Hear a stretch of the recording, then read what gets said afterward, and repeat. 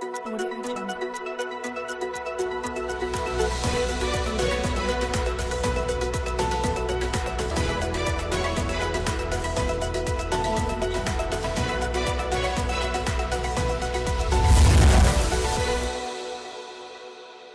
नमस्कार, आप देख रहे हैं अलवर न्यूज। मैं हूं आपके साथ रुचि सोलंकी। नजर डाल लेते हैं आज की कुछ प्रमुख सुर्खियों पर। पिनान में आयोजित रात्रि चौपाल में सुनी समस्याएं, दिए समस्याओं के निराकरण के निर्देश।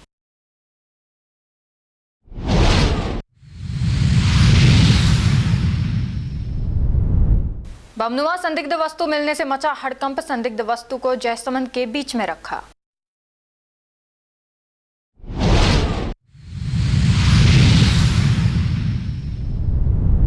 राजगढ़ क्षेत्र में अवैध खनन का सिलसिला जारी, जिम्मेदार प्रशासन बना मौन।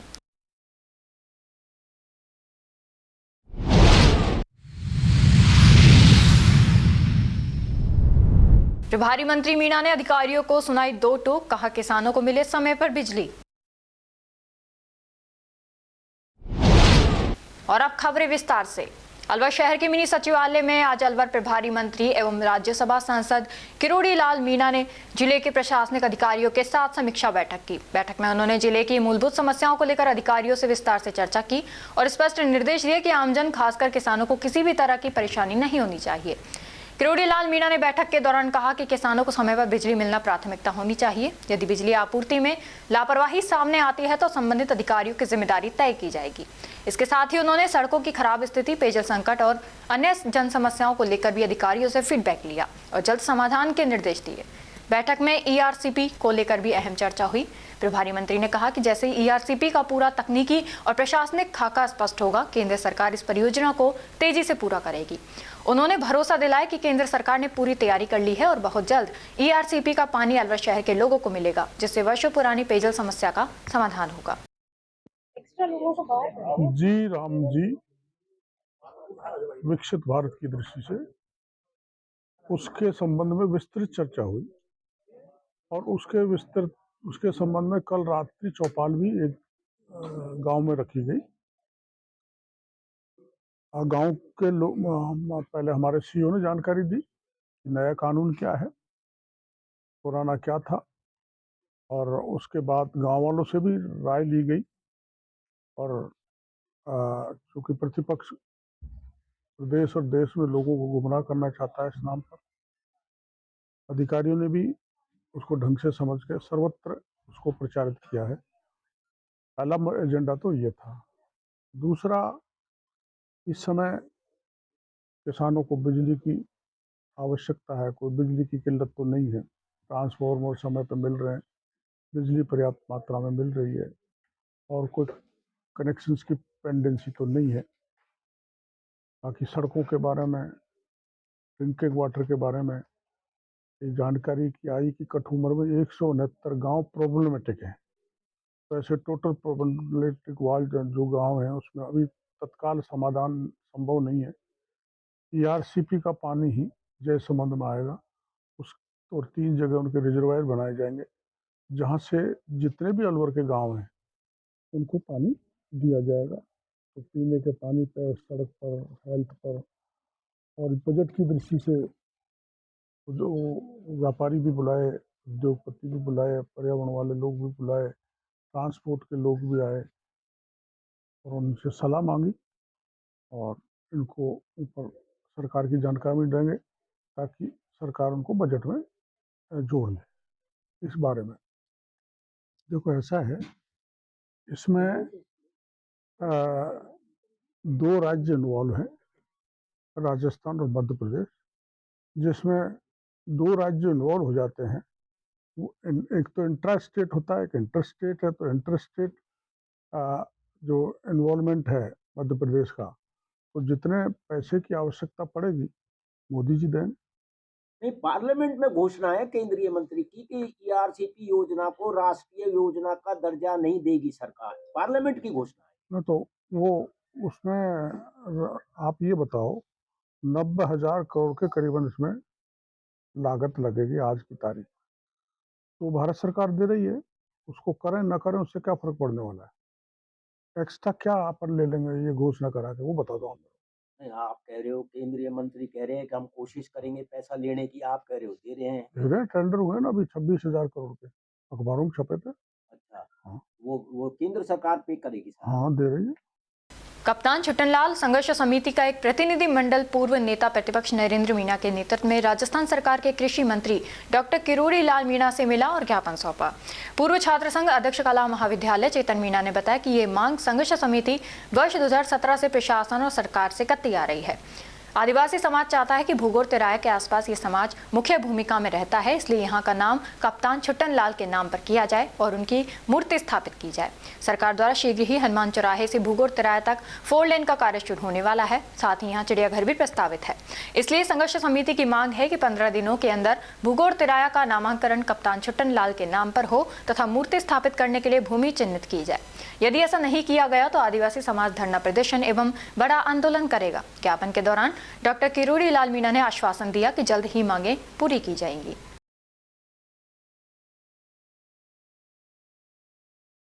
राजस्थान में बढ़ते सड़क हादसों के मद्देनजर पुलिस प्रशासन लगातार विशेष अभियान चला रहा है, जिसका उद्देश्य है वाहन चालकों को यातायात नियमों का पालन करने के लिए जागरूक करना है। इसी क्रम में रामगढ़ कस्बे के बहादुरपुर रोड पर पुलिस ने यातायात नियमों के प्रति वाहन चालकों को जागरूक करने की एक विशेष पहल की है। रामगढ़ कस्बे के बहादुरपुर रोड स्थित श्रीश्याम सीमेंट एजेंसी के मालिक और एक अन्य समाज सेवी ने सहयोग से हेड कांस्टेबल सुनील कुमार मीणा के नेतृत्व में सड़क सुरक्षा अभियान के अंतर्गत बिना हेलमेट वाहन चलाने वाले जरूरतमंद दोपहिया वाहन चालकों को निःशुल्क हेलमेट भी दिए गए और साथ ही वाहन चालकों को हेलमेट पहनाकर वाहन चलाने और अपने परिवार की सुरक्षा के महत्व के बारे में भी विस्तार से समझाया गया। रैनी क्षेत्र में चोरियों का सिलसिला थमने का नाम नहीं ले रहा। ताजा मामला कस्बे का है, जहां अज्ञात चोर सूरज शर्मा के घर के बाहर खड़ी एक बाइक चोरी कर फरार हो गए। घटना सीसीटीवी कैमरे में कैद हो गई है। पिछले 15 दिनों में कस्बे में करीब 7 से अधिक चोरी की वारदातें हो चुकी हैं, जिससे लोगों में दहशत का माहौल है। चोरों ने ब्रिजविहार कॉलोनी में एक बुजुर्ग महिला के मकान से 30,000 रुपए नगद, चांदी की पायजेब, इन्वर्टर व गैस सिलेंडर चोरी कर लिए। वहीं पीथा वाले बालाजी मंदिर का ताला तोड़कर दान पात्र से नकदी चोरी की गई। मंदिर के पास स्थित भारत मीणा के मकान से भी जेवर व कपड़े ले गए। इसके अलावा मेन मार्केट में मुकेश मीणा, महेंद्र जैन व विजय लक्ष्मी के मकानों के ताले तोड़कर नकदी व जेवर चोरी किए गए। पुराना बांध स्थित भैरू बाबा मंदिर और बनखंडी महादेव मंदिर से भी चोरी की घटनाएं सामने आ चुकी हैं। पुलिस द्वारा एक नाबालिग को निरुद्ध किया गया है, लेकिन अन्य मामलों में अब तक पुलिस के हाथ खाली हैं। लगातार हो रही चोरियों से कस्बेवासी खुद को असुरक्षित महसूस कर रहे हैं।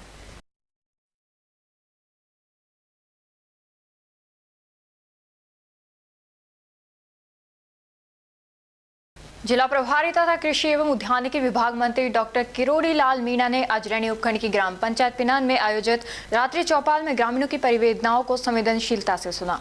उन्होंने अधिकारियों को निर्देशित किया कि रात्रि चौपाल में प्राप्त परिवेदनाओं का त्वरित निस्तारण कर आमजन को राहत पहुंचाएं।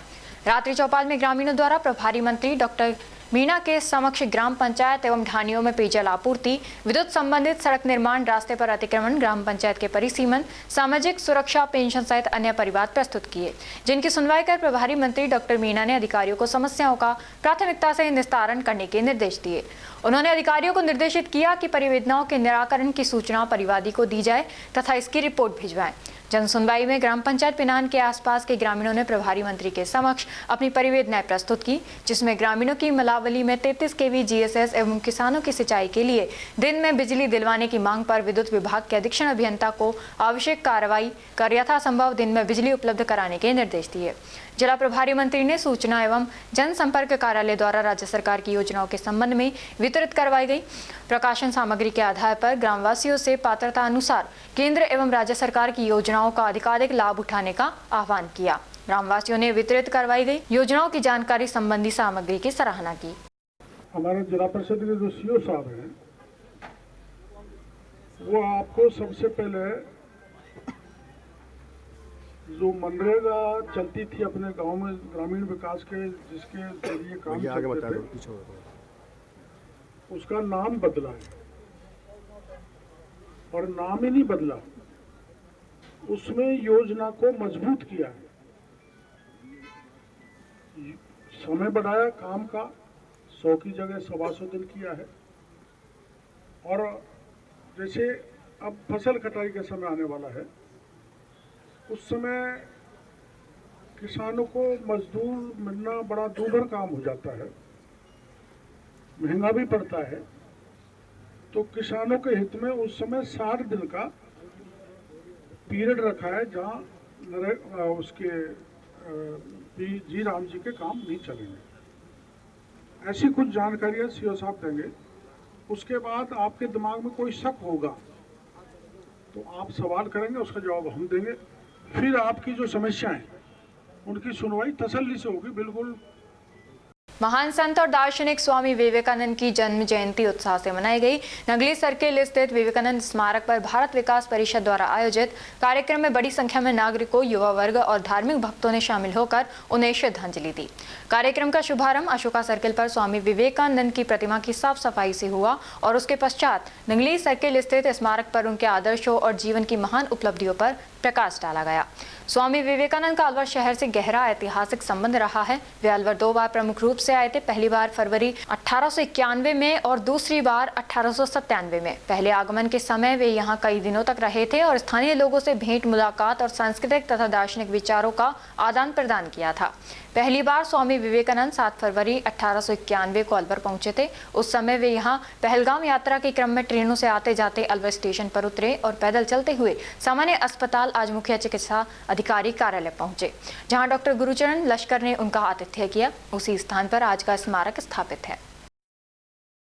आज स्वामी विवेकानंद जी की जन्म जयंती है और इस उपलक्ष्य में भारत विकास परिषद अलवर के सभी सदस्यों ने पहले अशोका टाकीज स्थित स्वामी विवेकानंद की मूर्ति पर माल्यार्पण कर प्रारंभ किया इस जयंती को मनाने का कार्यक्रम। और उसके पश्चात ये जो सीएमएचओ कार्यालय में स्वामी विवेकानंद केंद्र बना हुआ है, इसमें माल्यार्पण कर उनकी जयंती का कार्यक्रम मनाया गया। ये जो स्थान है, इसमें स्वामी जी जब 19वीं शताब्दी में अलवर आए थे तो यहाँ रहा करते थे और यहाँ वो साधना किया करते थे। अंदर जो का रूम आपने देखा है उसमें बैठ के वो नियमित साधना किया करते थे और एक टीला यहाँ पर था, उस पर बैठकर यहाँ जो स्थानीय लोग हैं उनको प्रवचन दिया करते थे। और जैसा कि अलवर के सभी लोग जानते हैं, अशोका टाकीज के बगल में विजय जी का मकान है, वहाँ पर भी स्वामी जी ठहरे थे। क्या नाम है आपका? मेरा नाम जिनेंद्र जैन है। अलवर विवेकानंद के सेक्टर 4 स्थित एक घर के पास सोमवार सुबह एक लावारिस बमनुमा वस्तु पड़ी हुई मिली। स्थानीय लोगों ने मामले की सूचना पुलिस को दी। अरावली बिहार थाना पुलिस मौके पर पहुंची तो पुलिस ने देखा कि उसमें टाइमर लगा हुआ था। देखने में यह वस्तु बम जैसी प्रतीत हो रही थी। ऐसे में तुरंत पुलिस टीम उसको उठाकर अलवर शहर से दूर जयसमंद बांध पर लेकर पहुंची और बांध के बीच में खाली जगह पर उसको रखा गया है। साथ ही मामले की जानकारी जयपुर ATS व बम निरोधक दस्ता सहित अन्य पुलिस के अधिकारियों को दी गई है। अरावली बिहार थाने के सब इंस्पेक्टर भगवान सिंह ने बताया कि सुबह कंट्रोल रूम के माध्यम से अलवर शहर के विवेकानंद नगर में बाबू सिंह के मकान के पास कुछ संदिग्ध बम जैसी वस्तु होने की सूचना मिली। इस पर तुरंत पुलिस टीम मौके पर पहुंची और उसको चेक किया तो उसमें टाइमर लगा हुआ था और दोनों तरफ कुछ चले जैसा पदार्थ भरा हुआ था। पुलिस किसी तरह से उस सामान को लेकर तुरंत वहां से रवाना हुई और शहर से दूर जयसमंद बांध के पास पहुंची। जयसमंद बांध के बीच में खाली जगह पर उस वस्तु को रखा गया है। साथ ही इस मामले की जानकारी पुलिस के उच्च अधिकारियों को दी गई है। जयपुर से आई और क्या मिला ओवरऑल? एक बम जी जैसी चीज मिली थी, जी क्या है वो और जांच में क्या निकला सामने? बम जैसी चीज जो थी वो एक कोई खिलौना टाइप का कोई सामान था जिसमें डिजिटल क्लॉक लगा करके और उसमें मैकेनिज्म तैयार किया गया था। हमने जब जांच की तो उसमें लगभग प्रथम दृष्टया हमको लगा कि उसमें कोई एक्सप्लोजिव कंटेंट नहीं है। हमने हमारे स्नाइपर डॉग से, हमारे इक्विपमेंट से चेक किया तो उसमें कोई एक्सप्लोजिव कंटेंट नहीं पाया गया। इसलिए हमने उसको एक सिंपल हमारे एक प्रोसीजर होता है, ब्लाइंड चार्ज लगा करके उसको डिस्ट्रॉय कर दिया जाता है। अभी फिलहाल उसको डिस्ट्रॉय कर दिया है, उसके सारे पार्ट्स अलग करके हमने अलग रख लिए हैं। अभी इसको FSL भेजा जाएगा। जो दिख रहा है वो एक्सप्लोजिव जैसा नहीं दिखता और उसको डिस्ट्रॉय कर दिया है। ये अभी ऐसा धमाके की आवाज सैंपल हुई के थी तौर सर, पर वो नहीं, क्या वो क्या हमने किया था एक्चुअली। वो हमारा एक प्रोसेस है उसको न्यूट्रलाइज करने का, किसी चीज को न्यूट्रलाइज करने का। हम छोटा धमाका करके उसको खोलते हैं, सारे पार्ट्स को मैन्युअली ना खोल करके इस तरह से खोला जाता है। वो हमारा धमाका है। ये कैसा बना धमाके के हुआ था? बाद में जो सैंपल आपने कलेक्ट किए हैं, जी उससे क्या लगता है क्या चीज थी इसमें? जी, उसमें मुझे नहीं लगता कि कोई आईडी या बम जैसी चीज थी। वो किसी को डराने के लिए वैसे ही एक मैनिपुलेट करके बनाया गया था। तो प्रारंभिक तौर पर बम जैसा दिख रहा था। दिखना, हाँ, दिख रहा था खिलौने की तरह। कि जब भी कोई किसी ने तैयार करके बना के और रख दिया है कोई बम जैसा चीज है। टाइमर के साथ उसमें क्या-क्या चीज़ें टाइमर ऐड था आपको उसमें। लग रहा है कि साथ में उसमें ऐड करी गई चीज़ों को? टाइमर था उसके साथ, और उसके साथ एक मटेरियल डाला गया था, जैसे आटे को पानी में डाल करके बना दिया जाता था, उसी तरह का पेस्ट बना करके उसमें लगाया गया था, तो लगे ऐसा कि एक्सप्लोजिव था, बट वो अभी प्रथम दृष्टया तो लगता नहीं है कोई एक्सप्लोजिव होगा उसमें। जितना फिर भी समय एक लगा जांच आपको इसको डिफ्यूज करना बोलेंगे इसको या क्या बोलेंगे? नहीं, न्यूट्रलाइज कर दिया हमने इसको, हाँ न्यूट्रलाइज करना, उसका निस्तारण कर दिया हमने उसको। कितना समय लगा इस पूरी प्रक्रिया में करीब? 15 मिनट लगती है हमको। टीम में सर कितने लोग थे? डॉग स्क्वाड भी आया, क्या-क्या जी हाँ, डॉग स्क्वाड हैं इसमें। टीम में उमेश जी बागड़ी इंस्पेक्टर हैं, रमेश मीणा एएसआई हैं, हरपुल एएसआई हैं, और हमारे डॉग हैंडलर है विद डॉग। ये जो डॉग अपन ने स्क्वाड टीम टीम है या फिर क्या एटीएस बोल बॉम्ब डिस्पोजल टीम है ये, जयपुर से आई है। अपन ने जिस मशीन का यूज़ किया है, इसको क्या बोलेंगे? किस तरह से करने की ट्राई किया? ये सारे एक कॉम्बिनेशन होता है, एक्सप्लोजिव डिटेक्टर होता है, स्नाइपर डॉग होता है, टेलीस्कोपिक मैनिपुलेटर होता है, ये बहुत सारे इक्विपमेंट होते हैं जो डिस्पोजल के लिए काम में लिए जाते हैं। आपके हिसाब से सर जैसे ये लगा तो क्या कोई खिलौना टाइप का था या क्या कोई आगे देखिए, ये हमारे तो जांच का विषय, इमेच्योर ये था तो जांच का विषय है। बाकी फिलहाल ये है कि किसी को किसी ने डराने के लिए इस तरह से कोई बना के वो डमी डिवाइस बना करके रखा है, या फिर प्रीमेच्योर था आगे मतलब और भी इसमें चीज़ें नहीं, रही? इसमें कोई बम जैसी चीज नहीं थी। ऐसा मामला है? देखिए सुबह अरवली विहार थाने में एक सूचना मिली थी कि एक प्लास्टिक का एक डब्बा टाइप है, उसके ऊपर चिकट टेप लगे हुए हैं और एक टाइमर जैसा दिख रहा है। तो जब हमारे नोटिस में आ गया तो हमारे जो लोकल थाने की टीम है और डीएसबी की जो टीम है वो मौके पे पहुंची थी। सुनने में शुरुआत में ये आया कि कोई बच्चा था जो वहाँ से जा रहा था, तो एक दूसरे से टक्कर लगने से वगैरह वो बाद में वहाँ गिरा था। और फिर भी हमने उसको जो है वो पूरी सीरियसली लिया था। सबसे पहले तो उसको जो है वो सेफ जो एरिया है, सेफ ज़ोन में है, उसको लाकर रखा और बाद में जो है वो बॉम्ब डिस्पोज़ल जो स्क्वाड है, उनसे भी हमने कम्युनिकेट किया। अभी वर्तमान में जो है वो बॉम्ब डिस्पोज़ल की जो टीम है, वो भी मौके पे आई थी और वो जो शुरुआत में जो भी लग रहा था, संदेह लग रहा था, डाउट लग रहा था, वो वैसा था नहीं, फिर भी हमने उसमें पूरी जो है वो सावधानी बरती की और उसके बाद जो है वो बॉम्ब डिस्पोजल स्क्वाड ने उनके जो भी प्रोटोकॉल होते हैं उसके अनुसार जो है वाटर डिसरप्टर और जो डेटोनेटर उनका जो चार्ज है उससे वो जो डिवाइस थी उसको उन्होंने तोड़ा, जो भी उनका प्रोटोकॉल है उसके हिसाब से। प्राइमा फेसी तो उसमें अभी तक कोई ऐसी चीज़ निकल कर सामने नहीं आई कि बॉम्ब जैसी कोई चीज़ थी। फिर भी हमने बॉम्ब डिस्पोजल स्क्वाड से भी मदद मांगी है कि अगर हो सकता है इसमें कुछ ऐसी चीज़ वगैरह थी, नहीं थी, उसके बारे में जो है हमें क्लियर कट बताएँ। सर उस व्यक्ति का क्या पता? हाँ, वो वहाँ हमारे नॉलेज में चीज़ है, उसको देखने के लिए हमने भी लोग भी भेजे हैं। बट वो चीज़ जो थी शुरुआत में हमारे नॉलेज में यही आई थी कि जब लोग जा रहे थे तो टक्कर लगने से वो नीचे गिर गए थे। आज अखिल भारतीय किसान सभा जिला अलवर की तहसील अलवर के गांव अलापुर में किसान सभा की बैठक आयोजित हुई। किसान सभा के जिला सह संयोजक महेंद्र सिंह अलापुर ने बताया कि बैठक में अलापुर किसान सभा की ग्राम कमेटी का गठन किया गया, जिसमें हरिराम जाटव को अध्यक्ष, सन्नू प्रजापत को सचिव व सीताराम गांधी को कोषाध्यक्ष चुना गया। बैठक में किसानों को किसान सभा की सदस्यता प्रदान की गई व नवीनीकरण किया गया। संयुक्त किसान मोर्चा के राष्ट्रीय आह्वान पर व 16 जनवरी को बिजली विधेयक, वी श्रीराम जी विधेयक व नई 4 श्रम संहिताओं के खिलाफ विरोध प्रदर्शन करने का निर्णय लिया गया।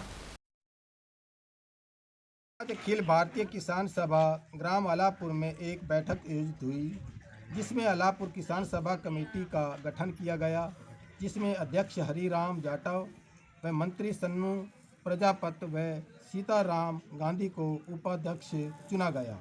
वह किसानों को किसान सभा की सदस्यता प्रदान की गई व संयुक्त किसान मोर्चा के राष्ट्रीय आह्वान पर 16 जनवरी को विरोध प्रदर्शन में भाग लेने का निर्णय लिया गया। एसएमडी सर्किल के पास एक लावारिस गाय ने सड़क पर ही एक बछड़े को जन्म दिया। गौ माता काफी समय से कष्ट पा रही थी, तभी वहां विश्व हिंदू परिषद अलवर के कार्यकर्ता लोकेश हिंदू ने नगर निगम को सूचना देकर पशु एम्बुलेंस मंगवाई। सूचना मिलते ही विश्व हिंदू परिषद माधव प्रखंड से प्रखंड अध्यक्ष नरेश शर्मा की सूचना पर कार्यकर्ता प्रवेंद्र पंडित उपस्थित हो गए। एम्बुलेंस के साथ नगर परिषद के कर्मचारी हेतराम व राहुल ने तत्परता से गौ माता को संभाला तथा सावधानी से बछड़े को जन्म देने में गौ माता की सहायता की। व गाय बछड़े को एम्बुलेंस द्वारा सुरक्षित यथास्थान पहुंचाया गया।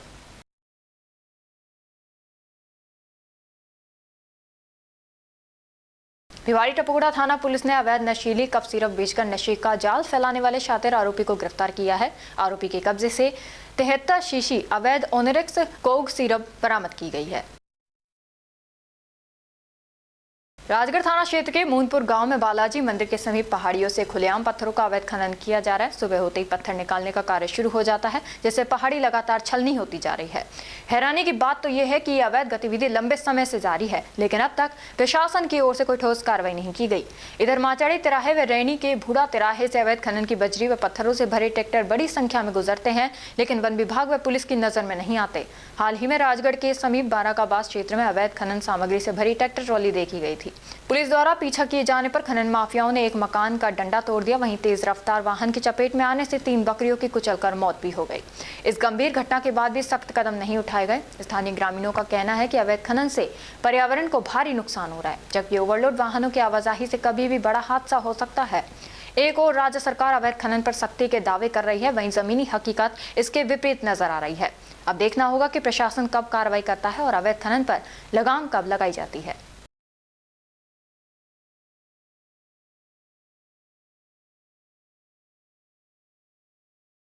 और अब खबरों में वक्त हो चला है छोटे से ब्रेक का। ब्रेक के बाद जल्द लौटेंगे, तब तक आप बने रहिए अलवर न्यूज के साथ। पोथी कलम प्ले स्कूल, जी हाँ प्ले स्कूल, जहाँ से बच्चों के उज्जवल भविष्य की शुरुआत होती है, जहाँ पर न सिर्फ शिक्षा बल्कि संस्कारों के साथ साथ बच्चों के संपूर्ण विकास को बढ़ावा दिया जाता है, जहाँ बच्चों के छोटे मन को आकार देने के लिए कुछ प्ले ग्रुप एक्टिविटीज जैसे alphabets recognition, number recognition, oral counting, basic GK, drawing basic strokes, colouring, crafting, rhymes with action जैसे एक्टिविटीज बच्चों को करवाए जाते हैं, जहां एक्टिविटीज के साथ साथ बच्चों के खाने पीने से लेकर रेस्ट रूम तक की सभी सुविधाएं उपलब्ध हैं, जिन पर पूरी तरह ध्यान दिया जाता है। अपने बच्चों के सर्वांगीण विकास हेतु अभिभावक एक बार विजिट जरूर करें। Pothi Kalam play school, A10 Lakshmi Nagar, Alwar. Contact number 8690512287। Break के बाद आपका स्वागत है। बढ़ते हैं अगली खबर की ओर। अलवर जिले में पिछले 4 दिन से गिरते तापमान के बाद अब शीतलहर का प्रकोप शुरू हो गया है, जहां रबी की फसल सरसों में बर्फ की परत जमने से नुकसान की आशंका को देखते हुए किसान परेशानी में पड़ गए हैं। मालाखेड़ा क्षेत्र में विभिन्न गांव में, जिसमें जमालपुर, मुंडिया, मिर्जापुर, चौमू, करवा, खरखड़ा, बुलंदी, बड़बुलंदी, सुमेलपाल, रतनगढ़ सहित अन्य गांव में पहले बोई गई सरसों की फलियों पर बर्फ जम रही है, जिससे उसके अंदर बने हुए दानों का पानी बन गया है। किसान मूल सिंह, प्रमोद सिंह, गणपत सिंह, ईश्वर सिंह सहित अन्य ने बताया, बर्फ जमने से सरसों की फसल में बहुत ज्यादा नुकसान हो रहा है।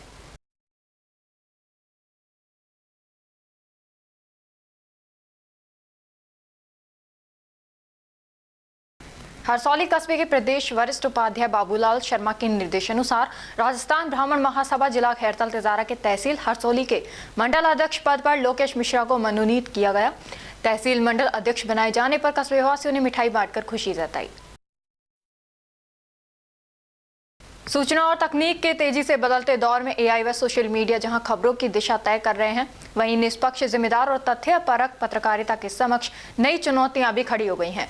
इन्हीं मुद्दों पर गंभीर विमर्श के उद्देश्य से journalist association of Rajasthan Alwar इकाई की ओर से AI और सोशल मीडिया के युग में निष्पक्ष पत्रकारिता के समक्ष चुनौतियां विषय पर विचार गोष्ठी का आयोजन किया गया। गोष्ठी में एडिशनल SP प्रियंका रघुवंशी, नगर विकास न्यास के भूमि अवाप्ति अधिकारी जितेंद्र सिंह नरूका, ट्रैफिक इंचार्ज संजय शर्मा, इतिहासविद हरिशंकर गोयल, समाजसेवी खेम सिंह आर्य, शिक्षाविद महिपाल सिंह शेखावत, पंकज अग्रवाल, व्यापार महासंघ से महेंद्र गोयल, समाजसेवी दौलत राम हजरती, वरिष्ठ पत्रकार लक्ष्मी नारायण लक्ष्य तथा व्यापार महासंघ के उपाध्यक्ष अभिषेक तनेजा और समाज सेविका रेखा महलावत सहित जिले भर से आए पत्रकारों और गणमान्य नागरिकों ने भाग लिया। कार्यक्रम का मंच संचालन धर्मेंद्र अदलखा ने किया। अतिथियों एवं पत्रकारों का स्वागत अमन कपूर, अजय सैनी, सुजीत कुमार, रोहित शर्मा, पीयूष दीक्षित सहित अन्य पदाधिकारियों ने किया। इस अवसर पर जार अलवर इकाई के जिला अध्यक्ष सुरेंद्र चौहान ने आगामी कार्यक्रमों की जानकारी देते हुए पत्रकारों के लिए शीघ्र ही परिचय पत्र जारी करने की घोषणा की। वक्ताओं ने एक स्वर में कहा कि तकनीक के दबाव के बावजूद पत्रकारिता का मूल आधार सत्य, निष्पक्षता और जनहित हर हाल में बनाए रखना समय की सबसे बड़ी आवश्यकता है। सा आ जाता है। कुछ बच्चे तो आजकल बाहर पढ़ने चले जाते हैं और फिर वो एक निरंतरता, नियमितता पढ़ाई के जीवन में नहीं रहती, तो उसका सदुपयोग मैंने सरकारी लाइब्रेरीज में जाकर किया और पहली बार देखा कि इतने अखबार आते हैं और इतने विषयों पर आते हैं। फिर उसी के दौरान जो है भी बनाए, बच्चों की पत्रिकाओं में कार्टून बनाए। फिर एक समय जब जो है अलवर में चैनलों की शुरुआत हुई। जुगल गांधी जी ने जब STV शुरू किया, धर्मेंद्र जी भी जानते हैं दौर को, तो उनके साथ भी थोड़ा काम किया, एक जुड़ाव रहा। बाद में सरकारी सेवा में एक बार PRO रहने का भी अवसर मिला, एक जिले में PRO का पद रिक्त था और जनरली वो RS अफसर को वो पद नहीं दिया जाता, लेकिन कलेक्टर साहब चाहते थे कोई विशेष इवेंट थी कि इसको गंभीरता से किया जाए, तो उस पद पर मैंने लगभग 6 महीने तक कार्य किया। मैं कहना चाहूँगा कि जैसे समाचार पत्रों की प्रासंगिकता आज भी बनी हुई है, आज जैसे अब ये गोष्ठी चल रही है, कहीं ना कहीं इसका प्रसारण भी हो रहा होगा, लोग इसी वक्त भी इसको देख रहे होंगे, लेकिन इसके बावजूद जब सुबह की चाय के साथ समाचार पत्र हाथ में आता है तो उसको पढ़ने का एक अलग आनंद होता है। बहुत सारे लोग जानते होंगे अब 26 जनवरी आएगी, छुट्टी होगी, तो 27 जनवरी एक सूनापन रहता है क्योंकि अखबार नहीं होता हमारे पास में, और कई बार हम पिछले दिन का पढ़ लेते हैं। तो मीडिया, चाहे सोशल मीडिया हो, प्रिंट मीडिया हो, इलेक्ट्रॉनिक मीडिया हो, सबकी अपनी प्रासंगिकता है और ऐसा नहीं है कि एक मीडिया के आने से दूसरा मीडिया खत्म हो गया, जबकि उसका और विस्तार होता है, क्योंकि सत्य क्या है वो आत्मनिष्ठ होता है। आपका सत्य कुछ और है, किसी और का कुछ और है, और उसमें पाठक को एक वस्तुनिष्ठता की तलाश रहती है। आज मान लीजिए किसी चौराहे पर एक दुर्घटना घट जाती है, 4 लोगों से बात करेंगे तो 4 लोग 4 वर्णन करेंगे, अब उसमें सत्य क्या है वो तलाशना होता है। उसके लिए जिम्मेदारी पत्रकारों की भी ये है कि वो भी अपने व्यक्तिगत पूर्वाग्रहों से दूर रहकर जो है खबर का विश्लेषण, मंथन, वो केवल खबर ही ना दें, तथ्य ही ना दें, उसके पीछे क्या कहानी है वो भी पाठक के सामने परोसें। रविवार को किशनकुंड स्थित प्राचीन शिव मंदिर में पोषबड़ा कार्यक्रम आयोजित किया गया। किशनकुंड विकास समिति के अध्यक्ष हिमांशु शर्मा ने बताया कि किशनकुंड स्थित प्राचीन शिव मंदिर में प्रत्येक महीने धार्मिक एवं सामाजिक कार्यक्रम आयोजित किए जाते हैं। कल किशनकुंड पर पोषबड़ा कार्यक्रम आयोजित किया गया, जिसमें हजारों की संख्या में श्रद्धालुओं ने भाग लिया। इस अवसर पर किशनकुंड विकास समिति के सदस्यगण उपस्थित थे। किशनकुंड विकास समिति की ओर से कई वर्षों से लगातार सामाजिक कार्यक्रम, उत्कृष्ट कार्यक्रम आयोजित किए जाते हैं।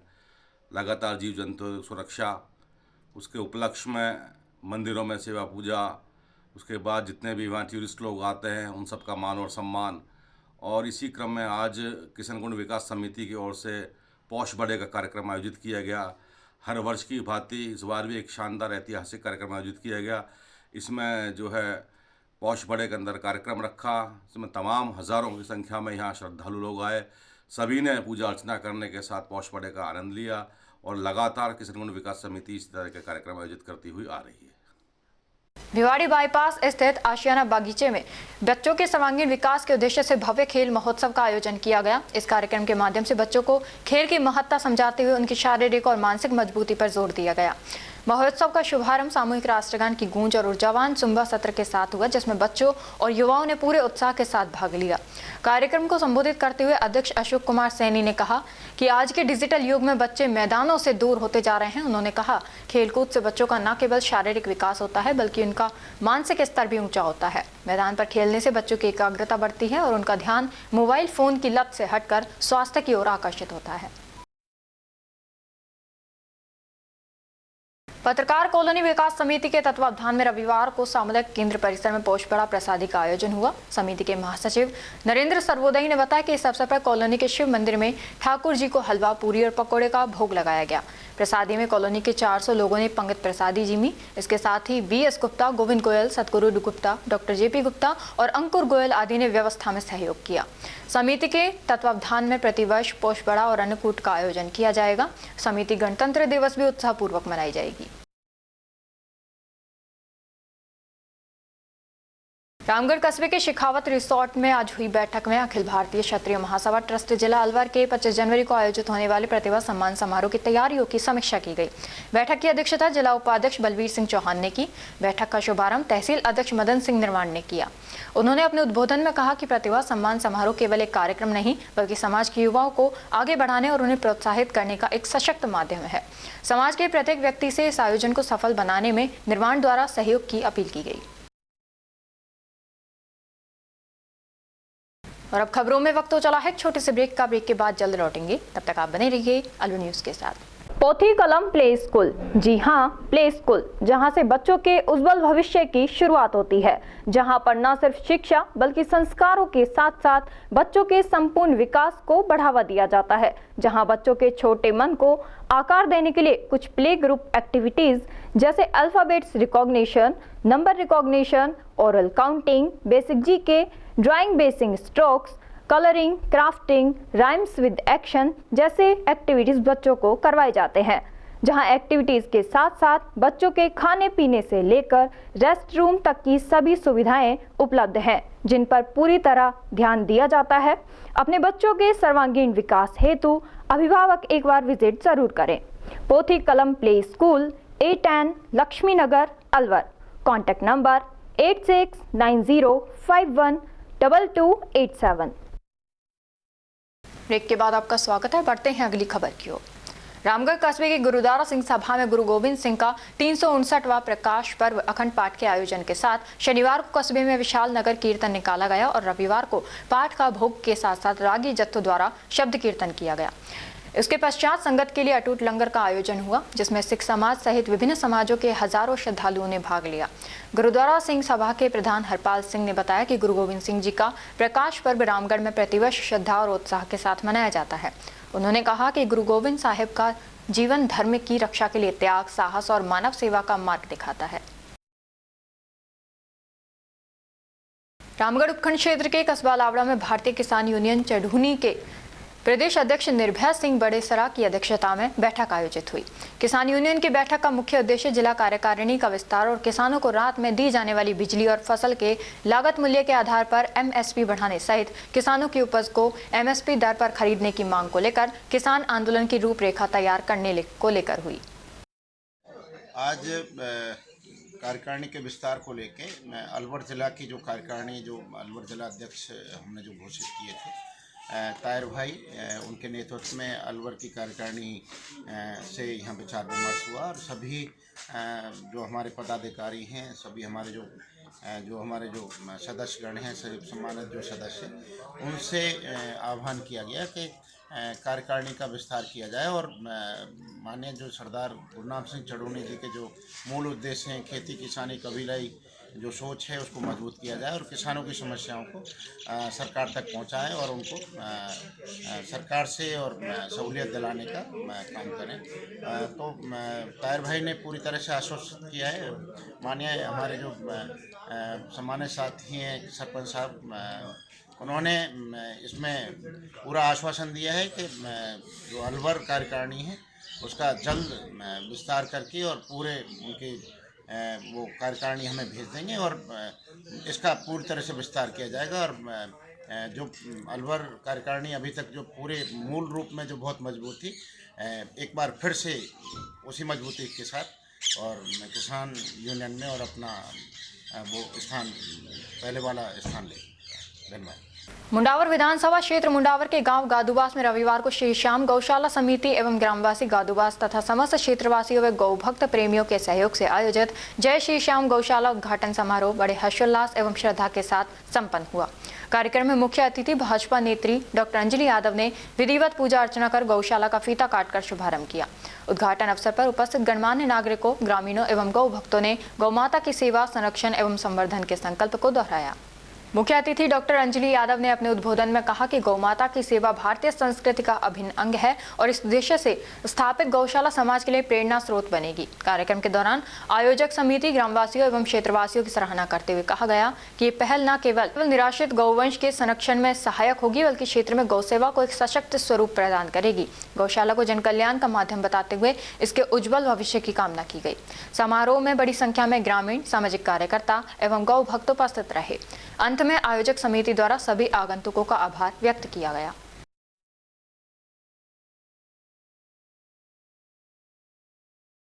मुंडावर उपखंड के ग्राम पहल में इन दिनों जंगलों की धड़ल्ले से कटाई की जा रही है। क्षेत्र में बड़ी मात्रा में हरी लकड़ियां काटी जा रही हैं, जिससे पर्यावरण संतुलन पर गंभीर खतरा मंडराने लगा है।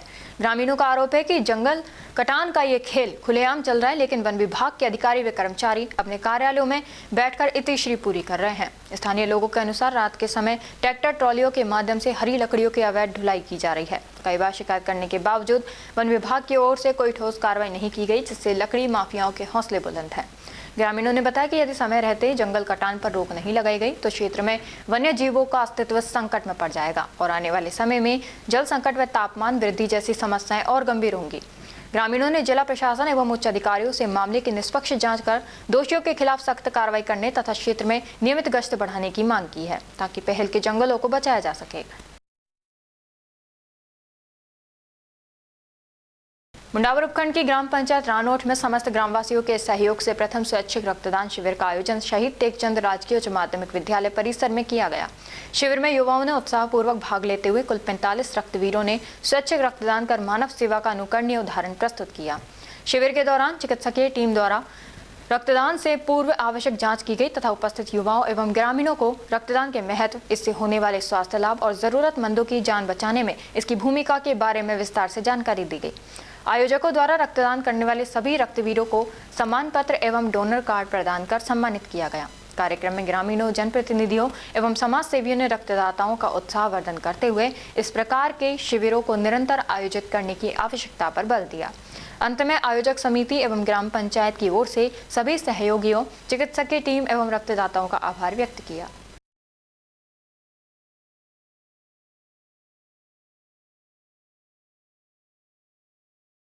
अलवर शहर के स्वरूप विलास में रविवार को पूर्ण सैनिकों का 24वां वार्षिक सम्मेलन गरिमामय माहौल में आयोजित किया गया। सम्मेलन में बड़ी संख्या में पूर्व सैनिक एवं उनके परिजन शामिल हुए। कार्यक्रम के दौरान देश की सेवा कर चुके 78 पूर्व सैनिकों को सम्मानित किया गया, जिससे आयोजन भावनात्मक और प्रेरणादायी बन गया। कार्यक्रम में वक्ताओं ने सैनिकों के त्याग, अनुशासन और देशभक्ति पर प्रकाश डाला। इस अवसर पर अतिथियों ने सम्मानित सैनिकों को स्मृति चिन्ह व प्रशस्ति पत्र प्रदान किए। सम्मेलन के दौरान सैनिकों की समस्याओं और उनके समाधान को लेकर भी चर्चा की गई। आज ये हमारा पूर्ण नौसैनिक कल्याण समिति अलवर का 24वां वार्षिक सम्मेलन आयोजित किया जा रहा है। इसमें हमारे जो 75 वर्ष से ऊपर की आयु के साथी हैं उनको सम्मानित किया जा रहा है। साथ में जो वीर नारियां हैं, 33 वीर नारियां, उनको सम्मानित किया गया है। हमारे जो पूर्ण नौसैनिक कल्याण समिति के प्रतिभावान बच्चे हैं, मेरिटोरियस बच्चे, उनको भी सम्मानित किया गया है। साथ में सुबह खेल का आयोजन किया गया बच्चों और महिलाओं के लिए, उनके विजेताओं को भी पुरस्कृत किया जा रहा है। कुल कितने सम्मान किए गए हैं? कुल हर एक कैटेगरी में 35 वीर नारियां, खेल में फर्स्ट, सेकंड, थर्ड लगभग 8 खेल किए गए, उनमें उनको सम्मानित किया गया। हमारे जो समिति के 10 लोग जो 75 वर्ष की आयु से अधिक हैं, उन्हें सौर उड़ाकर सम्मानित किया जा रहा है। साथ में जो मेरिटोरियस बच्चे हैं, प्रतिभावान, वो 25 बच्चों को सम्मानित किया गया है। क्या नाम है साहब? रमेश यादव, अध्यक्ष पूर्ण नौसैनिक कल्याण समिति अलवर। श्वानों के लिए कार्यरत फीडिंग पावर्स फाउंडेशन संस्था ने अनूठी पहल शुरू की है। यह संस्था रोजाना शाम को श्वानों के लिए खाना तैयार करती है और संस्था के कार्यकर्ता एवं शहर के अन्य डॉग्स लवर जो कि विभिन्न मोहल्ले और कॉलोनी के रहने वाले हैं, डॉग्स के लिए बिना नागा किए निश्चित समय पर डॉग्स के लिए खाना लेने आते हैं और अपने क्षेत्र के गली मोहल्ले के डॉग्स को खाना खिलाकर आत्मसंतुष्टि महसूस करते हैं। ये संस्था बाल विहार स्कूल कंपनी बाग के सामने से संचालित हो रही है, जिसमें रोजाना गेहूं का दलिया, दूध, विटामिन, कैल्शियम युक्त खाद्य पदार्थ डॉक्टर के निर्देशानुसार तैयार किया जाता है, जिसमें करीब 10 कार्यकर्ता एवं सदस्य मिलकर तैयार करते हैं और सायंकाल 6 बजे से 8:30 बजे तक वितरण करते हैं, जिसे शहर के विभिन्न क्षेत्रों में कार्यरत डॉग्स लवर अपने क्षेत्र के डॉग्स के हिसाब से ले जाकर डॉग्स को खिलाते हैं। संस्था अध्यक्ष निधि उपाध्याय ने बताया कि कल संस्था द्वारा रुई के गद्दे बनवाकर वितरित किए गए, जिससे मौसम की मार से डॉग्स को राहत मिले। जीव मात्र की सेवा के लिए डॉग्स की सेवा से बढ़कर अन्य कोई कार्य नहीं है, क्योंकि डॉग्स से बढ़कर कोई अपेक्षित जीव पृथ्वी पर दूसरा नहीं है। डॉग्स से बढ़कर कोई वफादार जीव दूसरा नहीं है। हमारी संस्था डॉग्स को भोजन के अलावा बीमारी में भी कार्यरत है। अभी कुछ दिन पहले संस्था ने रेडियम युक्त 700 पट्टे बनवाकर विभिन्न क्षेत्र के डॉग्स को गले में पहनाए थे, जिससे अंधेरे में भी इनकी पहचान हो और दुर्घटना से बचा जा सके। हमारी भविष्य की योजना है शीघ्र ही एक डॉग सेंटर बनाने की, जिसमें हम घायल, लाचार एवं निःशक्त डॉग्स को आश्रय दे सकें। मैं यहाँ पे बच्चों के लिए खाना लेने आती हूँ डॉग्स के लिए। हमारे पास में 25 से 30 छोटे छोटे डॉग्स हैं, पपीज़ हैं। उनको हम रेगुलरली यहाँ से खाना लेके जाते हैं फीडिंग पॉज फाउंडेशन से, और उनको खाना खिलाते हैं। निष्काम सेवा। हाँ जी, बिना किसी स्वार्थ के। बिना किसी स्वार्थ के। आपको कैसा महसूस होता है? मतलब अब तो ऐसी आदत हो गई है कि अगर उनको खाना नहीं देते हैं तो खुद लगता है कि यार खुद खाना नहीं खाया जाता, क्योंकि पता है कि बच्चे इंतजार कर रहे होंगे। तो अब तो एक रूटीन का पार्ट बन चुका है। ये स्वेच्छा से कर रहे हो आप? बिल्कुल अपनी मर्जी से कर रहे हैं। ठीक है जी। मैडम आपका शुभ नाम? मेरा नाम पूनम अग्रवाल है, मैं अलवर से ही हूँ। हाँ जी, मैं यहाँ फीडिंग पॉज से डेली बच्चों के लिए खाना लेके जाती हूँ। मेरे पास कम से कम 70 से 80 बच्चे हैं जी। हाँ जी, और आज अब इन बच्चों के लिए क्या है, ये बिस्तर है वो लेने आई हूँ मैं यहाँ पर। यार इधर आजा, कुछ नहीं करा तो गद्दे निकाल लो, कुछ ना करो, खड़ो यार, बाल्टी गद्दे निकाल लो। अच्छा, इनका क्या करेंगे आप? इनके लिए बच्चों के लिए जैसे भी सर्दी बहुत तेज होगी, हमें भी सर्दी लगती है, हम भी तो बिस्तर पे सोते हैं, तो उन बच्चों के लिए जिससे उनको सर्दी कम लगे। और अभी क्या है, इस टाइम पे फीमेल ने बहुत सारे बच्चे दिए हुए हैं, तो उनके लिए बहुत अच्छा है, जिससे वो सर्दी से बचाव हो सके उनका। अच्छा, ये संस्था कब से कार्य कर रही है? ये संस्था को अभी 1 साल होने वाला है, अप्रैल में 1 साल पूरा हो जाएगा इसको। तो आपको कैसा महसूस हो रहा है? बहुत अच्छा लग रहा है मुझे। जब तक इन बच्चों को खाना नहीं खिला देते, जब तक शांति नहीं पड़ती, लगता है कि नहीं पहले बच्चे खाएं, उसके बाद हम लोग खाएंगे। शुभ नाम आपका? मेरा पूनम अग्रवाल जी। अपने लिए जिए तो क्या जिए, तो जिए दिल जमाने के लिए। वही ये हाँ हो रहा है इस समय बाल विहार स्कूल के बाहर। ये इन्होंने एक NGO तैयार की है, जिसका नाम ये लिखा हुआ है फीडिंग पॉज फाउंडेशन, और ये इसी वर्ष इन्होंने शुरुआत की है, क्योंकि चिड़ी चाँच बल ले गई नदियों ने घटियों ने, और दान दिए धन ना घटे कह गए दास कबीर।